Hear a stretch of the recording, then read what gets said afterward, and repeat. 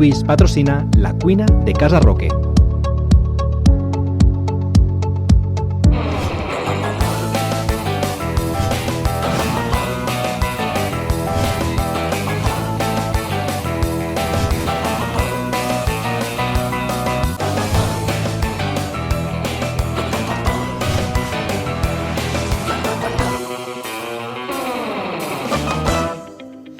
Un dia més estem amb tots vostès. Ahir vam dir que faríem la setmana light. A veure, light, però tampoc n'hi ha que abusar, ¿vale? Entonces, avui anem a fer una receta que podem fer la més light o menys, depèn com vulguem. Anem a fer unes codornius, unes gualetes en escabetxe de mel, vi blanc, ¿vale?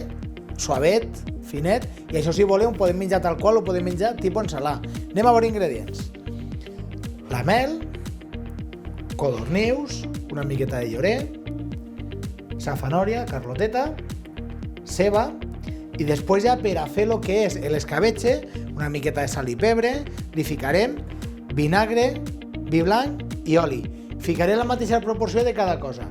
Jo normalment quan faig l'escabetxe m'agrada ficar-li només oli girasol perquè quede més suavet. En este cas li ficarem oli girasol i un puntet d'oli d'oliva perquè li doni un poquet de sabor. Estem preparats? Anem a guisar.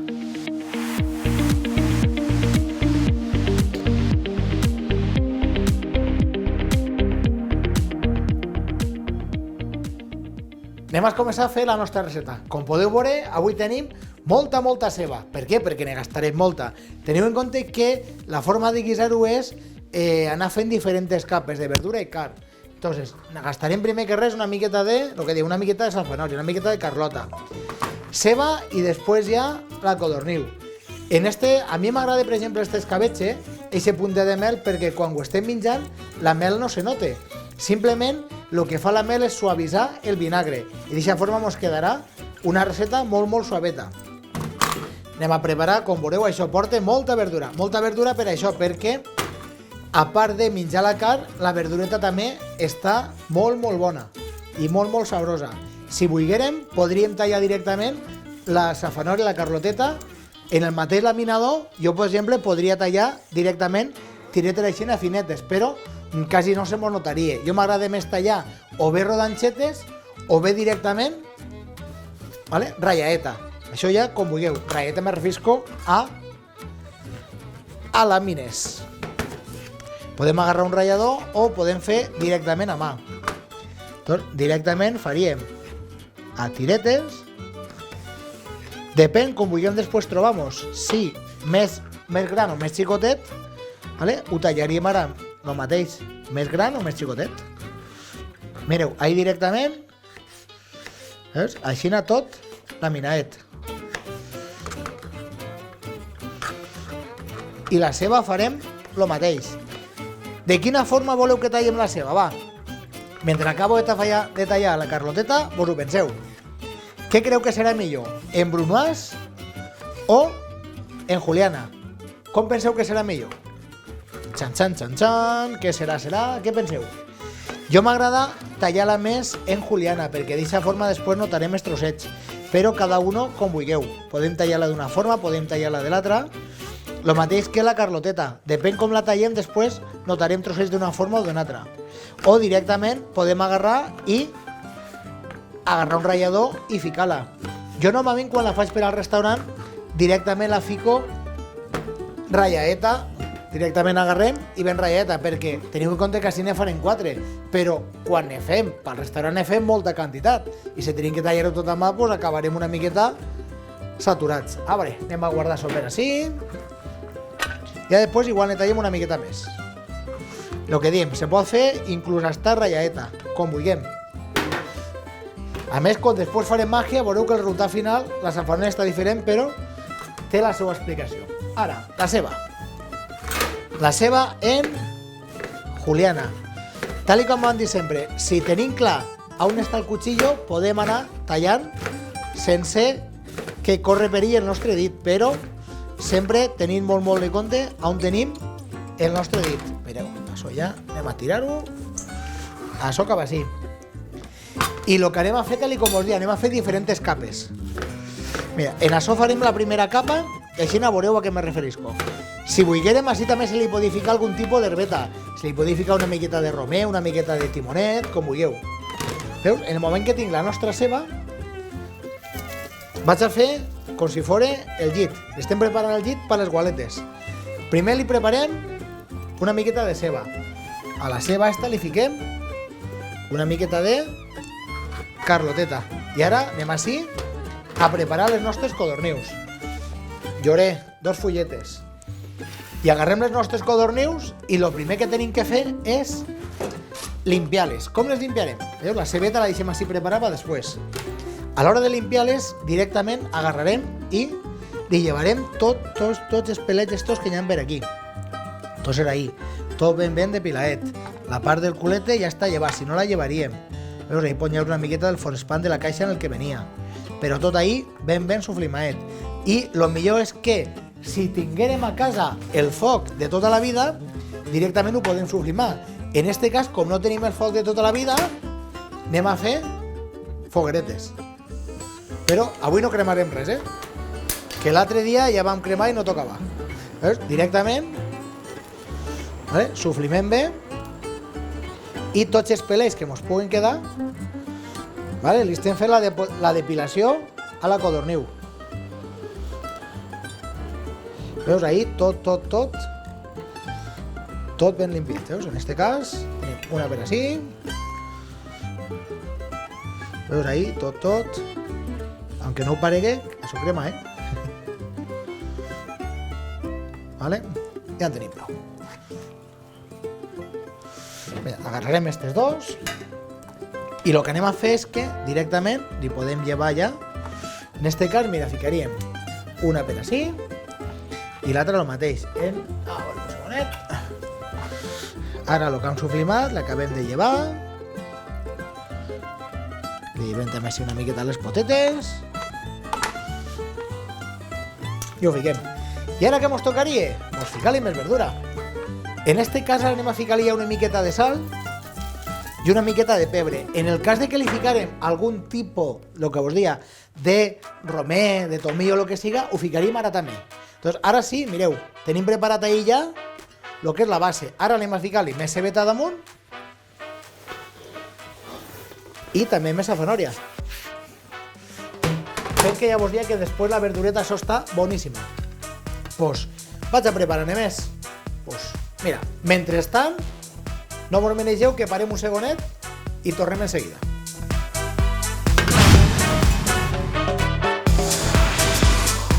Mentrestant hem acabat de tallar una miqueta més de ceba. Han plorat una miqueta i tot, perquè aquesta ceba d'avui és potenta. Recordeu-vos el que vam dir. Si no voleu plorar, una miqueta d'aigua i la suavitzem. Ahí tenim la cebeta, ara fiquem així la carloteta, una miqueta més de sal, cada una de les capes una miqueta de sal i una miqueta de pebre.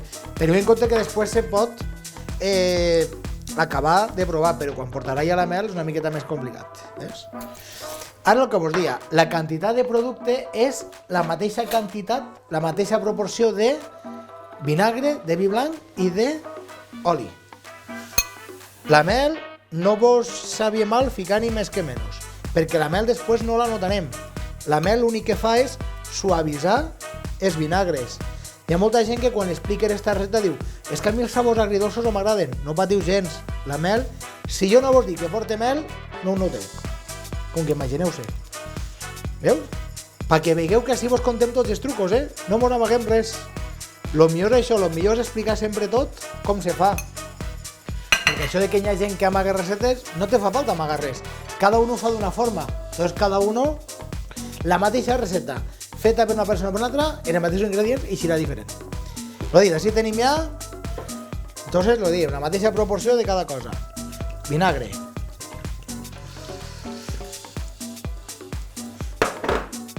Oli.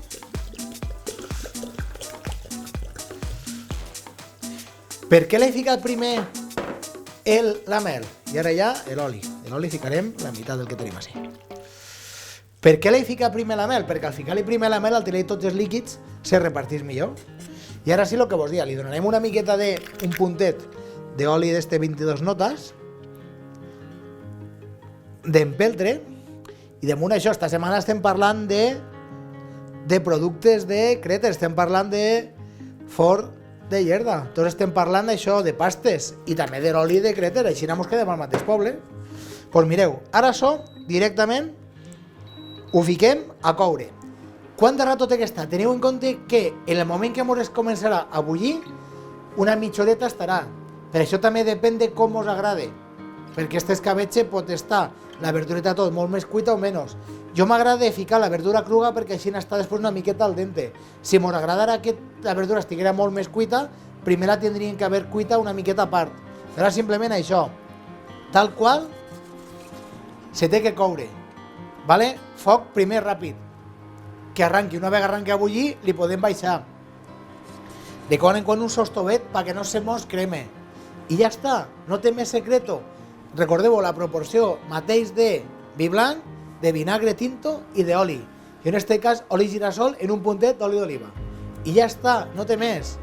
Ara deixarem ahir que se vagi fent, ho ficarem tal qual, tapaet o no com vulgueu. Jo sempre m'agrada tapar-ho perquè així se manté en els mateixos, diguem, en els mateixos gustos que està.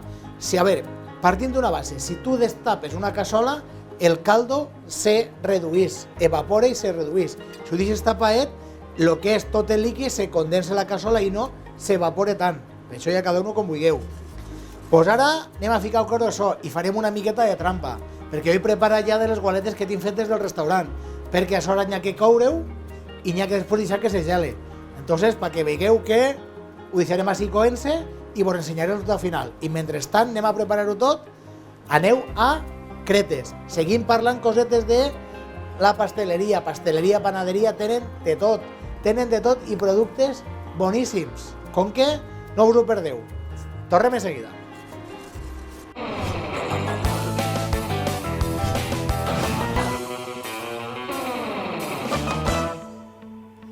Seguim coneixent cosetes del forn de Llerda, de Cretes. Teniu en compte que ara que hi ha tanta polèmica en el món del pa, què menys que anar a una panaderia tradicional, una panaderia tota la vida, per a que mos conten realment com és el bon pa. Esteu molt atentos que mos contaran tot de forma meravellosa.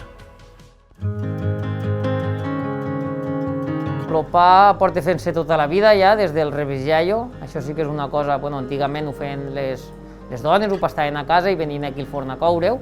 Venien aquí a buscar el que és la massa mare, el lleute, que en diem aquí, i pastaven a casa.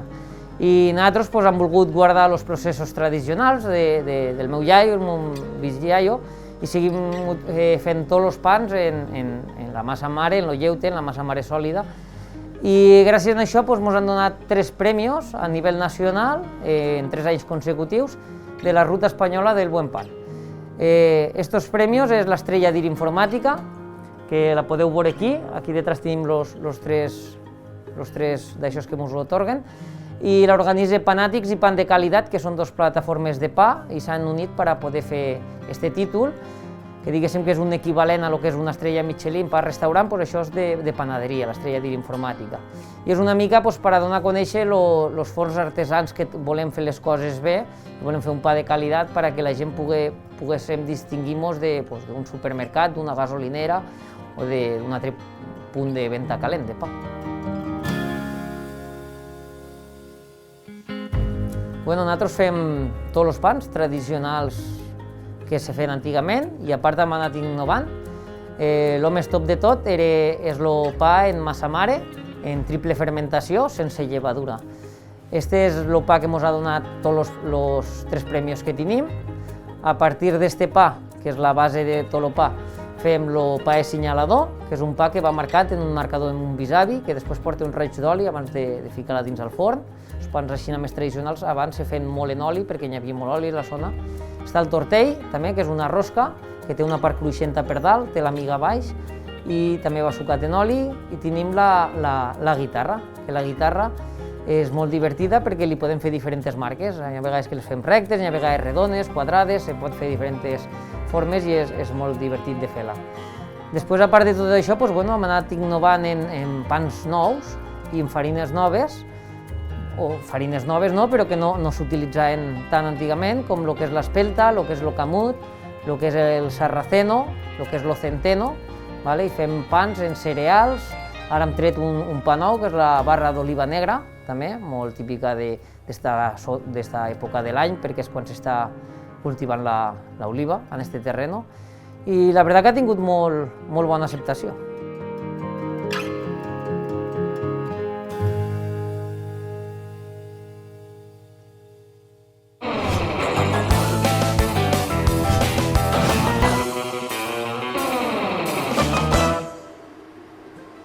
Després de tot el que ens ha contat Adrián, tornem a estar així en les gualetes. Mireu, així tenim les nostres gualetes que, com han dit abans, ahir poquet a poquet se van fer. Teòricament, això en el moment que arrenqui a bullir ja, mitja horeta, però depèn cada uno si ens agrada més fetet o menys. I així tenim ja el resultat final. Com us he dit, faríem màgia. Màgia, però vos hem avisat, ¿vale? Perquè veureu que, perquè una vegada està cuit, quan més vos tassi se deixa gelar. I quan ja està gelat, a l'altre dia se gasta. Així tenim les nostres gualetes. I ara ja, per emplatar directament, simplement les partirem per la meitat i anem a acabar el nostre plat. Com podeu veure, en aquest moment estem treballant en guants. Per què treballem en guants? Perquè quan un plat ja no té que fer, no té que produir ningú procés tèrmic, sempre és convenient o llavamos molt bé les mans o ficamos guants perquè no tinguem cap perill de contaminació cruzada. I en este plat, mireu, així tenim les nostres gualetes en l'escabetxe molt finet. Doncs la ficarem així. Ara les tres i esta la deixarem així. I així la ficarem allà al costadet la verdureta. Ara quan fiquem la verdureta directament,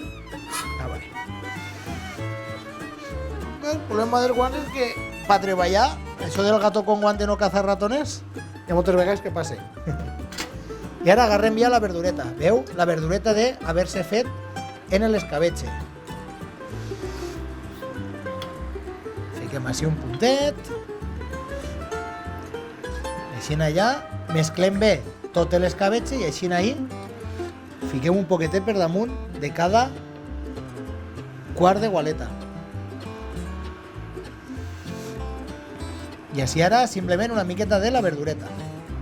I un altre dia vos explicarem com fer una ensalada en tot això. Per això ho deixem per un altre dia, que si vos contem tot en un dia no pot ser. Hi ha que deixar un poquetet per la imaginació. Mireu, en este escabetxe queda així molt finet i molt sabrós. Doncs ara ja que tenim tot ahí, mos llevem els guants i anem a procedir a acabar de limpiar el nostre plateret. Limpiem bé així. I ara també anem a limpiar una miqueta el nostre banc, que l'hem embrutat. Lo que vos dia, codorniu en escabetxe de mel i vi blanc. Mateixa proporció de vinagre, de vi blanc i d'oli. Oli girassol i en este cas en un puntet d'oli d'oliva. Així se mos queda un escabetxe molt finet. Jo sempre soc partidari dels escabetxes, menjar-me'ls gelats o com a molt en un puntet atemperat, però no calents. Què vol dir? Que no se pot menjar calents? No. Podeu menjar-ho com més vos agrada. En este cas, este escabetxe va molt millor i aquesta forma. Mireu com tenim així les altres gualetes. Mireu com han fet xup. Ahí ja, veus? Mentre estan xerrant, això seguís fent. Lo que vos dia, així tenim el nostre plateret acabat. Tal qual un altre dia vos ensenyaré a fer una ensaladeta de codorniu en escabetxe, però avui ho deixem així. Codorniu en escabetxe, gualetes en escabetxe de mel i vi blanquet. Què vos faig? Demà proseguim. Que aprovechen.